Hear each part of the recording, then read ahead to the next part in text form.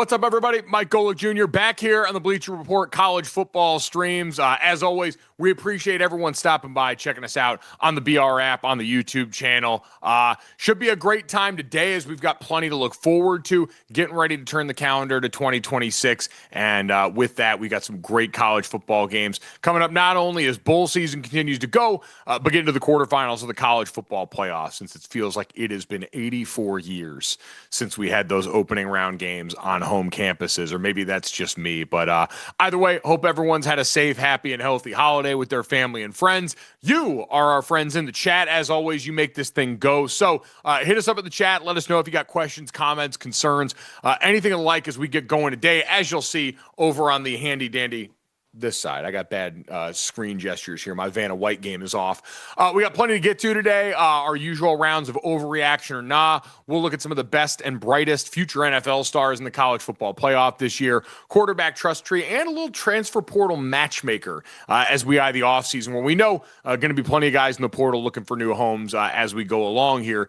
in addition to all the games. So, again, hit us up in the chat. Our great producer, Alana, will be looking along, as will I, to see if anyone's got something that we can get to here and help you out with. It's always better when we have the conversation together, so make sure you help us out and do that as we go along here.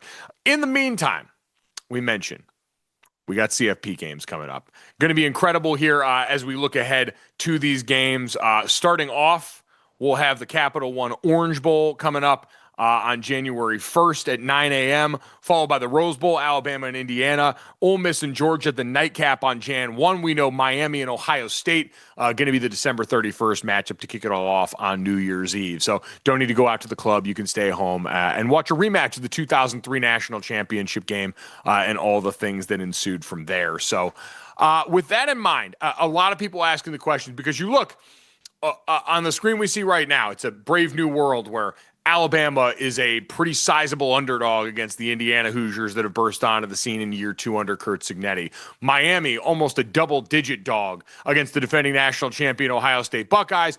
Georgia, heavy favorites over Ole Miss, who they beat in the regular season. So we've got a lot of those matchups. And then we've got the closest spread on the board, Texas Tech and Oregon. So everyone's always looking for upsets this time of year and what goes into it. Wallace Wells says, if Indiana doesn't win the championship and Ohio State or Georgia wins, on God, I'm crashing out.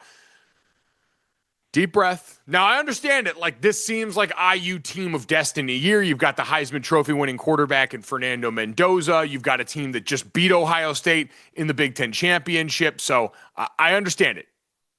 Feelings are running high. And after a year that I think has kind of been defined by parity, more teams feeling involved, flattening of the curve, all the bells and whistles and buzzwords we like to use, the idea of one of the usual suspects winning the national championship, I'm sure not super appealing to a lot of people. That being said, have the conversation with your kids now, because there's a very real chance that happens.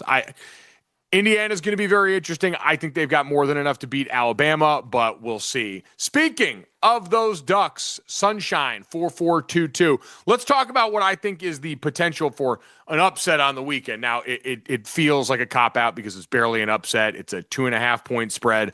But Oregon against Texas Tech. Oregon, the 5 seed, Texas Tech, the 4 seed. Remember, the Ducks, number 1 seed last year, bounced in the quarterfinal round after the bye by Ohio State en route to their national championship. And this, Oregon team, always the bridesmaid, never the bride, but always in the team picture as one of the best teams and best programs of the 21st century of college football. Dan Lanning and company trying to get their first win of the expanded playoff era and have to do it against one of the best defenses in college football in Texas Tech. And the reason I have a lot of confidence in this matchup, first off, Oregon's offense against the Texas Tech defense might be the best matchup on paper of the quarterfinal round. If you've been around the show here, for those of you who may not know, I played college football at Notre Dame, but I'm currently an analyst for TNT's broadcast of the Big 12. So I got to spend a lot of time in Big 12 territory this year and saw Texas Tech early in the season. It was telling anyone who would listen, guys, all that money they spent in the portal was worth it. David Bailey, Romello Height, everyone in that group around Jacob Rodriguez, who had a great Heisman campaign going in the month of November. It was awesome. This be your boy. Where does Deuce Knight end up after leaving Auburn? We will get to the portal later on. Not had a lot of time to talk about Deuce Knight just yet. We'll talk about one of his former wide receivers, though, in just a little bit. But the reason I think Oregon can pull the upset is on the other side of the ball. So Texas Tech on offense has a bunch of gaudy numbers, right? You see points per game there, 42.5 points per game. They're top 5 in college football in a number of categories in that regard. Where they are not top 5, and shout out to my buddy Bill Connolly over at ESPN, is down in the red zone. You look at this team, 98th in red zone touchdown rate. They're 134th in offensive line penalties per game, 107th in stuff rate allowed. This is a group on offense that has been the beneficiary of so much of the help from their defense all year long. But we've seen in the big-time games, especially the 2 games against BYU, one during the regular season, one in the Big 12 championship, when the field shrinks and the time gets closer and closer together, the windows get tighter, Behren Morton becomes a really interesting point of contention in this game. I got 2 plays I want to show you that kind of sum up my fears about where we're at with Texas Tech. 3rd and 8 here in the 4th quarter. Texas Tech's got a lead. They once again have the ball in plus territory. You look this year, by the way, they've had the best starting field position average in the country this year, thanks in no small part due to that defense. But right here, 3rd and 8, just on the outside of the red zone. And this one is a combination of coverage and the Texas Tech's offensive line concerns.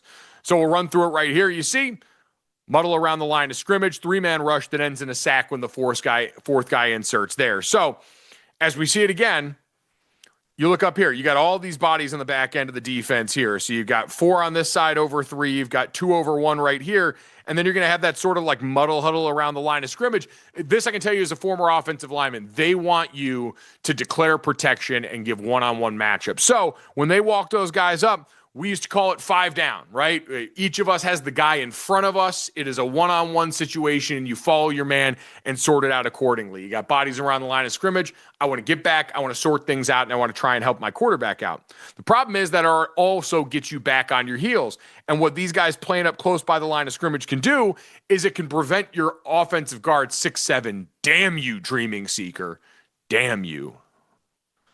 Anyway, what it does is it prevents you from getting a lot of help. So watch the left tackle and the defensive end right here, because again, when you got to worry about the guy in front of you, the way that this offensive guard does, he's got to have eyes on his man right here.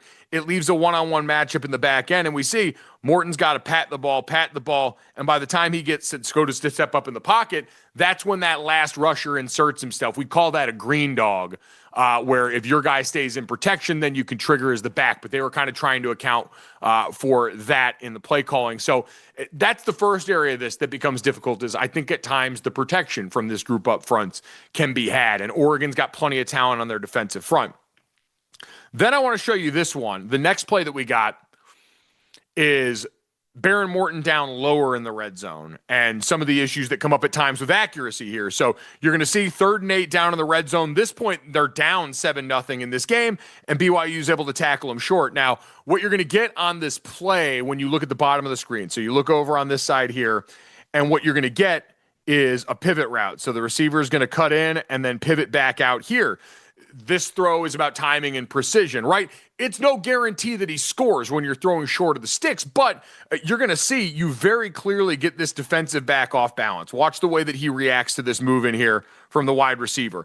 Gets plenty of space, so now when this ball comes out, that ball's got to be on the outside here, and it's got to give him the ability to try and turn upfield and make something happen. It is small windows. It is split seconds. And so when this ball drifts back inside the way Behren Morton throws it, and he's got to turn back in, bring it back like that, now all of a sudden you give plenty of time and room for these guys to rally to the football. So it's easy for them to come up. They make a quick rally tackle, and now they've got to settle for a field goal. Call those a 4-point play. Goes from a touchdown to a field goal. So those are the areas that I become a little bit concerned about Behren Morton and his ability for this team. You've seen at times the accuracy has been a little bit of a struggle, and as the stakes get higher going into a game like this, it's why I ultimately believe that I don't think I can trust the Texas Tech offense enough. When you've got the firepower on the other side with Dante Moore and the rest of this Oregon offense that can go blow for blow with you, that can put up a bunch of this. So Wallace, wait, is Fernando Mendoza a senior or a junior? Fernando Mendoza is draft eligible, and that's all you need to know. He's probably going to be the number one pick in the draft unless Dante Moore decides to come out, and so we're dealing with his last rodeo there. That being said, if we're talking about the upsets, and Roaring Sensei says, I believe the U has a great chance to be a huge dog in this playoff, and I'm assuming you mean get the upset over Ohio State. They're probably the one with the most momentum coming off of round one, right? They were able to go on the road in College Station, windy conditions, stay consistent with the run game. I thought Mark Fletcher was excellent in that game. Big, powerful, seek contact as a blocker for them. They put Malachi Toney all over, including sometimes at Wildcat quarterback, and you saw Fletcher show up there. You saw him show up in the ground game where they were stubborn. The difference in this matchup and what we saw in College Station is when you turned on the tape with Texas A&M, especially against Texas late in the year, you saw that Texas A&M defense that does a lot. Galaxy brain blitzes. They throw a ton of different things at you. Mike Elko is one of the best in the biz, but sometimes their second and third level defenders, the linebackers and safeties, will get a little out of position. Caleb Downs lives here. And while the Ohio State defense doesn't do as much up front in terms of what they present to you, dropping guys out, they're a lot more 4-5-man fronts. They're going to do more rotation on the back end with the guys they have in that linebacker room, Arvell Reese, Sonny Styles, and certainly Caleb Downs. But Caleb Downs is kind of the eraser in a way that I think the middle of the secondary for Texas A&M had issues that they were not able to overcome against Miami late in that game with the run game. I do think Caleb Downs ends up being a huge part of why. I don't know if that run game is going to be able to win the day for him, especially without the win, the same way it was on the road in College Station. I think they're going to have to pass their way through it. And with that secondary against Carson Beck, who we've seen at times can get a little rattled by movement in the secondary when you change the picture, go from 2 high to 1 high, rotate guys around. That's my worry with Miami being able to pull off the upset here. Thought they looked great in the first round, super stout across both lines of scrimmage. Obviously, the defense, Akeem Mesidor and Ruben Bain were sensational. Mesidor, quite honestly, looked even a little better than Bain in that game and has in certain outings so far this season. So really excited for that one. Thriller 7-7, Dogs sparked at the end of the season, looking unstoppable. I wouldn't be surprised. Like Georgia, I think for most people odds-wise is like third best behind Indiana and Ohio State. But the thing I'm most interested with them is how much the institutional knowledge matters at this time of year, especially Georgia, that matchup against Ole Miss. Like all the talk about Lane Kiffin and the governor are going to be at the Sugar Bowl watching that. He's got 6 assistants on that staff who, they got asked about it at media day or having to balance, hey, working on the game plan for Ole Miss at night or for Georgia at night, and then working on recruiting for LSU in a way that, I saw Ross Dellinger at Yahoo wrote, has certainly caused some consternation amongst some of the Ole Miss crowd who understands, hey, there could be tampering going on here. How much will this start to wear on them after a while? I do think this is the week where now all of a sudden Kirby Smart and Georgia have been here, have gone through this. Kirby Smart said after they lost to Notre Dame last year that he has some things he wish he could do differently. So Wallace Wells, I feel Indiana should win because I don't think they've ever won. I don't know if that's mocking someone else's point in the chat, but obviously not my advisable way to pick a champion, but I digress. They are likable, though, the Hoosiers, even though I don't feel like a lot of people felt that way about Kurt Cignetti towards the end of last season, but might makes right, and when you talk your stuff and back it up, it works pretty well. The Hoosiers are not underdogs at this point, even though the script A on the other side has a lot of recent history. I think Fernando Mendoza, for what it's worth in that one, much too capable against what we saw. Listen, Kane Womack, give him credit. Awesome game plan against John Mateer in that Oklahoma game, but Mendoza is a football supercomputer. He runs an offense that, like we've talked about on the show a bunch, a lot of RPO stuff, doesn't ask him to do a ton, but when required, has the arm strength to do it, can buy time with his legs, which I still think is the most important and under-talked about Fernando Mendoza ability, is his ability to both take off as a runner sometimes in the zone read stuff and to also break the pocket as a scrambler and try and stress out defenses in a different way. Kane Womack in Alabama changed the picture a ton, rotated coverage, brought blitzers and droppers from different sides, and Mateer, after he threw that pick 6, it was good night for him mentally. You're not going to be able to do that to Fernando Brian Mendoza. Also sounds like Omar Cooper Jr. going to be good to go for this game. We'll see how healthy he is, but going to be on the field. So that's huge for them. So I think this could be a pretty chalky round outside of Texas Tech. I think losing to an Oregon team that, again, is favored in this one and looks every bit like one of the more talented teams in college football. All right, let's keep moving on here. If you got more questions about that, just hit us up in the chat.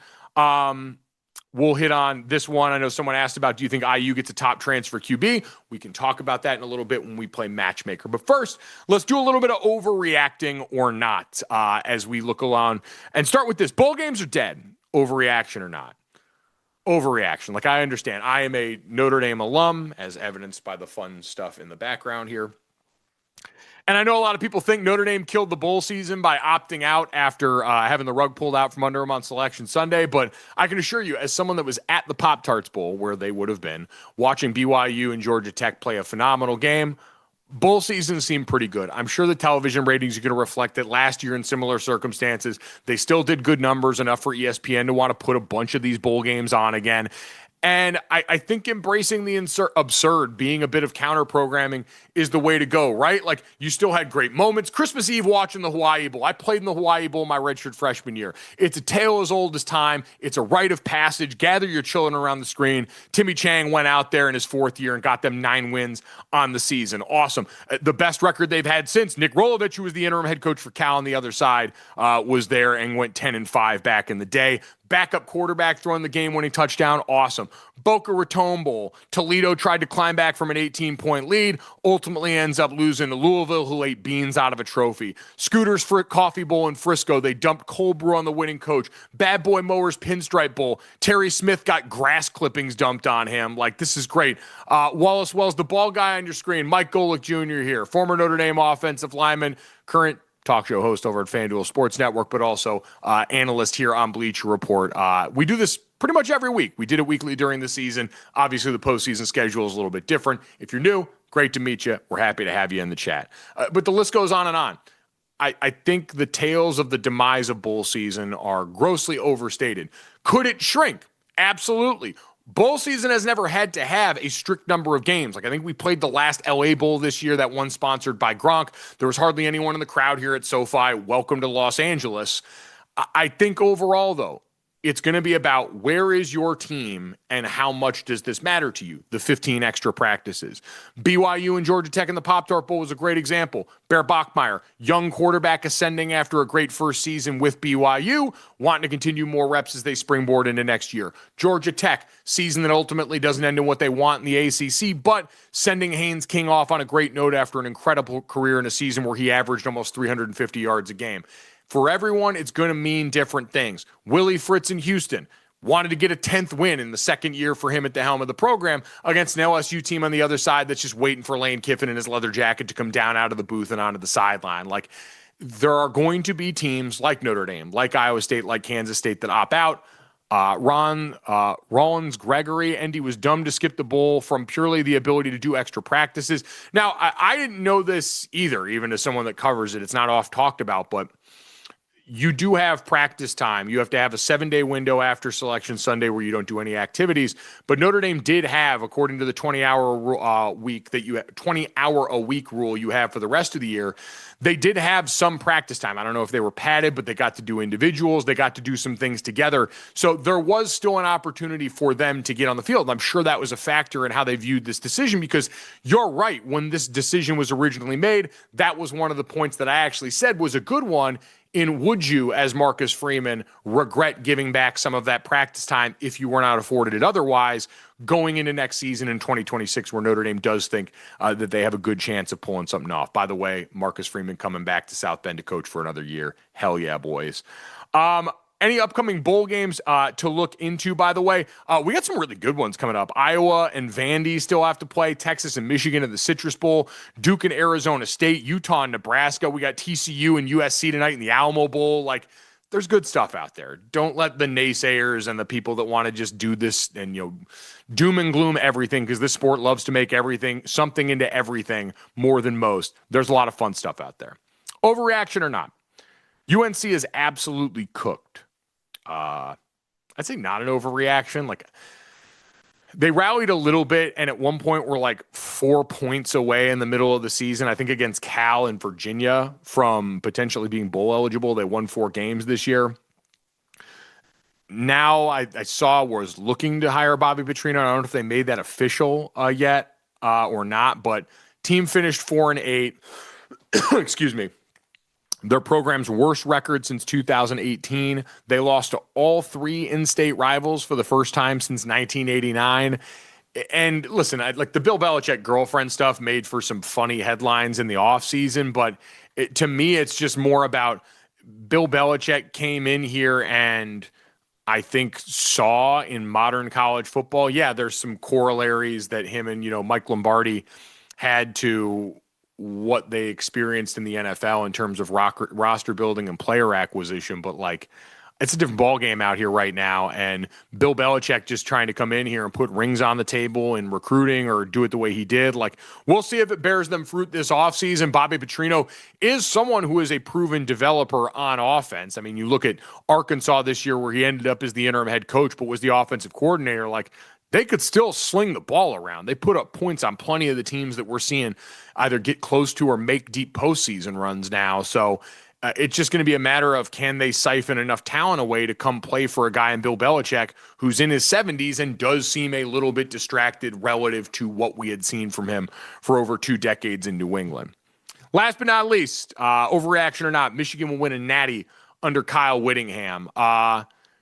Bridget win, I get it. It is a money league now, but that doesn't just mean that you come and transplant in here and operate the exact same. It's a money league without the constraints of a salary cap or the contract structure that he was used to in the NFL. Michigan, Kyle Whittingham. Do I think they'll win a natty? I'm going to say that's an overreaction, and I don't think that's the metric of how we judge success. Michigan needed an adult in the room after what had happened this offseason. Everything around what went down with Sharon Moore is sad on a lot of human levels. But from a football perspective, they were left without a coach at a really important time of year after the offseason cycle had been done. Kyle Whittingham stepping down at Utah and being available, just like a stroke of insane luck. I'm not going to buy into any Illuminati conspiracy theories. Like, he was a guy that a lot of people going into the season thought might be in his last year at Utah, steps down. They've got the coach in waiting there. And this comes open, and it's another challenge and an opportunity at a well-resourced school who's won a national championship in the last 5 years. Like, sometimes it just works out. Will they be capable of that high-end success? I'm not sure. The Big Ten's a tough place to play right now. A lot of really good teams that's been well documented. A bunch of them we just talked about in the playoff. He is spiritually aligned. I don't mean like in the religious sense. I mean like in the what matters to him as a football coach sense. Line of scrimmage, aggressive defense. It's always been what he's cut his teeth on, including when he was working on the defensive side of the ball. Physical around the line of scrimmage, sticky man coverage, a ton of single high, get guys up in your grill and make life difficult for you. And the offensive line for Utah last year has 2 guys that are probably going to be first-round draft picks on it, in Caleb Lamu and Spencer Fano. And the offense overall put up gaudy numbers. Like, I don't know if they've chased down Jason Beck yet and made it official that he's going to be the offensive coordinator for him, but if they do, you look at what he did with Devin Dampier, who didn't have the greatest passing season ever at quarterback, but was incredibly mobile and timely enough behind a team that wanted to run first on the offensive line. It's a lot of stuff that I think could apply well to where Bryce Underwood is at right now in his skill set. They'd need to do a better job developing him as a passer than Sharon Moore and that offense did in year 1. I thought it was a lot of throw the ball as hard as I could on RPO looks and then move around and make decisions otherwise. But I do think there are some things about the way they ran that offense that could transplant pretty well and be a reason that Bryce Underwood sticks around at Michigan for what I think for most people was a disappointing relative to unrealistic expectations season for Bryce Underwood. See what also happened with Arch Manning at Texas. Like, sometimes we ask too much of these guys, and Bryce Underwood was a true freshman. So I don't think we're going to get a national championship, but I also think he can stabilize the program, keep them highly competitive and in range. And for Michigan at this point in the cycle, that is way more than you could have expected, considering no disrespect to him at all, but Biff Poggi was starting to look like the most realistic option left on the table until this. So let's get to the transfer portal reaction and watch list here and do a little matchmaking with what we've got right now. So big names continue to enter the portal. And we know, for anyone unaware, new portal rules this year, January 2nd is when it's going to open at the end of this week after the quarterfinals, and it's going to stay open for a period after that. And we see right now some of the big names involved in this. Let's start up top.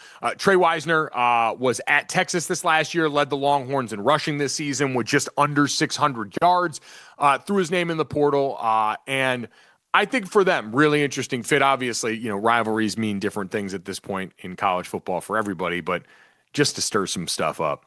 I said Texas A&M for Trey Wisner. They're losing Le'Veon Moss to the draft. Obviously, he dealt with the ankle injury down the backstretch of this season. Tried to come back for that Miami game, but got banged up quick with that ankle. So Trey Wisner in an offense that's going to need to continue to run it at a high clip. They value the offensive line there. I think we saw some of the limitations of the passing game for Marcel Reed in bigger games late in the season. So Trey Wisner going around, we also know they're well-resourced there to make that happen. Nick Marsh, wide receiver at Michigan State, the last 2 years, 100 receptions, just over 1,300 yards and 9 touchdowns. All the reporting right now sounds like this is a race between Notre Dame and LSU. So when it comes to Nick Marsh, and you're seeing Trey Wisner, fun highlights here of what he can do, incredibly talented, no surprise. He went to Texas. He's very good at football.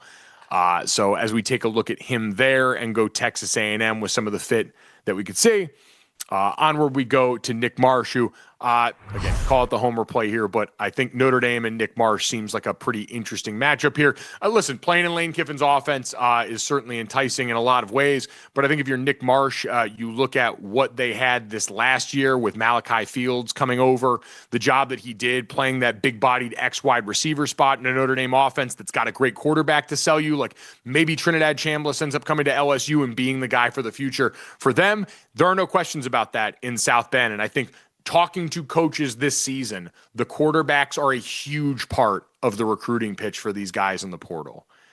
They're involved in the conversations and the meetings. The coaches are pinging them to try and talk to these guys. It's similar to high school recruiting that way, but even more NFLized in terms of, hey, you're a transfer guy. You're coming in here to try and go make your money quick by how productive you can be on the field.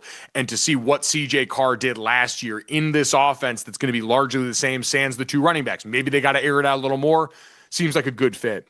Byron Brown, the USF quarterback, I think Auburn, his reunion with Alex Golesh, that seems like the way it could go. Now, we'll see. Part of this will be predicated on what happens with Deuce Knight. They've got a big-time former 5-star quarterback there now. See if they can keep him. But if you can't, hey, Byron Brown, you already are familiar with the offense. You can go do a lot of really interesting things. Like, we'll see. Some of this is predicated on what these changes look like. Remember, USF this year authored some of the big early season upsets that we saw before ultimately kind of getting stubbing their toe themselves. But this is a team, exciting offense. Byron Brown, really physically gifted quarterback. You see can push down the field here. So I always think watching coaches who try and bring core roster pieces from one job to the next, even when they're making the jump up the way that Alex Golesh is right now, something to keep an eye on here. Certainly we know the priority will be trying to keep Deuce Knight. Josh Hoover, same reason for that in mind. I say this, I don't know what Ty Simpson's decision is going to be at Alabama. This is a draft class for the quarterbacks that has quickly changed how it's looked as the season's gone along, and some of the names that we expected bottomed out quickly or decided to come back to school. But let's say, hey, Ty Simpson decides to go and say, quarterbacks are always in need in the NFL. I could be someone that's picked in the first round just because everyone's so thirsty and put all their chips into this basket at the NFL level. Send Josh Hoover. Hoover High School still stuck in my head.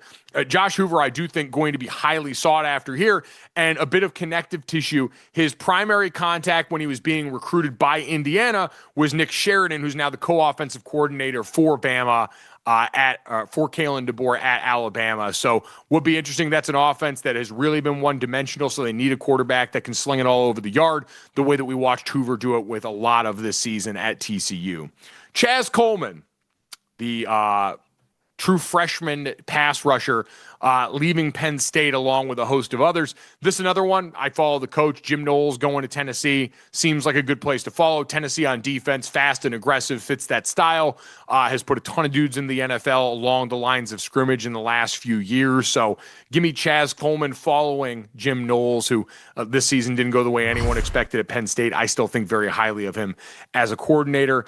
Chaz Coleman, 8 tackles, 3 tackles for loss, 1 sack, 1 forced fumble, 2 fumble recoveries in 5 appearances this year. So limited action on a defense that was known for how veteran-laden it was, but Penn State's always had an eye for and recruited NFL talent at a high level. This guy, as soon as he went into the portal, was going to be one of the most sought-after names. And to me, that style of play fits what Tennessee's always done opposite Josh Heupel's offense. And then Cam Coleman, this one has become really interesting as of late. Obviously, with Auburn, 6'3", 201 pounds, big, 708 yards receiving this year, 5 touchdowns, is a monster and another one of the most sought-after players in the portal. This one, to me, is another one where the quarterback is the sell. I believe he was originally a Texas A&M commit before he committed to Auburn. So I go back to the Lone Star State and say, hey, send him on down to Texas. Steve Sarkisian is great at getting wide receivers the touches they want to look good for the NFL. Arch Manning, after being left for dead after the early portion of the season, looked like one of the best quarterbacks in college football in the back half of the year. My buddy Nate Tice over at Yahoo said if he came out this year, he'd have him as the number 1 quarterback over Fernando Mendoza, Dante Moore, some of the other guys that we talk about with this. So I think you take a big body guy like that with all the play action that Sark wants to do, the way that he moves these guys around on offense. You see right there, changing the picture to create matchups. That's the Sark specialty. So I think you combine the quarterback with the offensive play caller, and you got a pretty good setup there. So that's what we got here. Do I think IU gets a top transfer QB was a question was asked in the chat a little bit ago. I do. I think at this point, if you are a player that's got that opportunity, IU is a place high up on your list. It is a very quarterback solvent offense, meaning you can come in and it's not going to, I haven't been in their installs, but again, outside looking in, a lot of it is really RPO based. So it's a lot of post-snap decision making, and that means I think it's a little bit easier for you to come and pick up right away. It's not one of these super dense offenses. Think years ago what Wisconsin always was, where you had to sit there for 2-3 years to be able to get enough of the offense down to go and run it well under the prior regime. I think that makes it really appealing, as does the recent success they've had. I mean, who wouldn't want to come play for Kurt Cignetti at this point? Success begets more success. You've got a recent Heisman Trophy winner who is a transfer. So, yes, I think all the names that we talk about this offseason are also going to be bantered around for that Indiana job. I think the one that I thought was pretty interesting was Brendan Sorsby, who started his career at Indiana. I thought on his best day looked really good as an incredibly proficient runner, which is what we talked about before. One of the things that Mendoza did best. All right, let's look ahead to the NFL talent. Speaking of some of that, NFL-ready college football playoff stars. And we tried to go away from the quarterbacks on this. I snuck Fernando Mendoza in because I didn't read the prompt the right way. But again, which 2026 draft prospects do we think can truly come in and change an NFL franchise? And again, that conversation has changed drastically going into this year. A lot of people were looking at, hey, would Arch Manning be one and done? Garrett Nussmeier at LSU, on and on down the list. Lenora Sellers at South Carolina, who's coming back and re-signed for them. So all really big. I snuck Fernando Mendoza in because, again, it's quarterback. We got to have one of them. But from there on out, David Bailey at Texas Tech. I came into this year more of a Romello Height fan than I was a David Bailey fan, but the production is just undeniable. He is such a 1% athlete, 13.5 sacks, near the top of college football for this season. On a defense where there were no bells and whistles, like there wasn't a lot of disguising. Shield Woods said, we got 4 dogs that can hunt up front, and we're going to go turn them loose. David Bailey's spin move, one of the most effective pass rush moves in all of college football. 2 Buckeyes next up on the list. Caleb Downs, Thorpe Award winner, been one of the best players in college football since he stepped foot on that campus. So rangy as an athlete in the second level, gives them the ability, Matt Patricia, their NFL defensive coordinator, the ability to present a lot of different things to opposing teams, move them all over the picture. Harrison Smith was a teammate of mine at Notre Dame. We called him the eraser because you'd turn on tape and see wide open rushing lanes for a team, a great passing lane, and then you'd click it and a second later he'd be there. Caleb Downs has a lot of that in his bag in terms of showing up when they need him the most and filling gaps downhill. Carnell Tate been one of the bigger risers, I think, this season. Jeremiah Smith understandably gets all the love, was just snubbed for the Biletnikoff Award this year.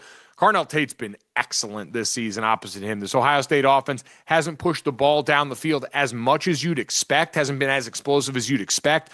But Carnell Tate, like we've seen, like you don't go broke taking a profit and drafting Ohio State receivers high. Siameka Ibuka this last year, who also wasn't necessarily the first guy everyone talked about last year, as Jeremiah Smith takes up a lot of that oxygen. Marvin Harrison Jr. before him took up a lot of that oxygen. These guys go and produce, are coached incredibly well. We'll be interested to keep an eye on that going forward, since Brian Hartline finally leaving the nest and has been the developer at that position. And then Jordan Tyson was one of my favorite players to cover this year in the Big 12. Unfortunately, the back half of his season upended by injury, a hamstring that kept him out. And certainly that's been a part of the equation. He was injured last year late in the season, missed the Big 12 championship game and the college football playoff game for Arizona State as they made that run. He can do everything. He is sudden, he's quick, he's explosive, he can go up and make tough contested catches. I think he's the best route runner in college football. So this is a player that I love, and provided the health stuff checks out for a team, he should absolutely be in the conversation for the first wide receiver off the board this year. So I think he is sensational. Let's finish things up with quarterback trust tree heading into the college football playoff. We do it every week on here. The quarterbacks that we trust the most heading into the biggest games of the season. This year it was always based on, hey, who's the best quarterback on teams we think will make the playoffs? Who are some of the best quarterbacks that have gone out here? Drew Mestemaker at North Texas and done really great things.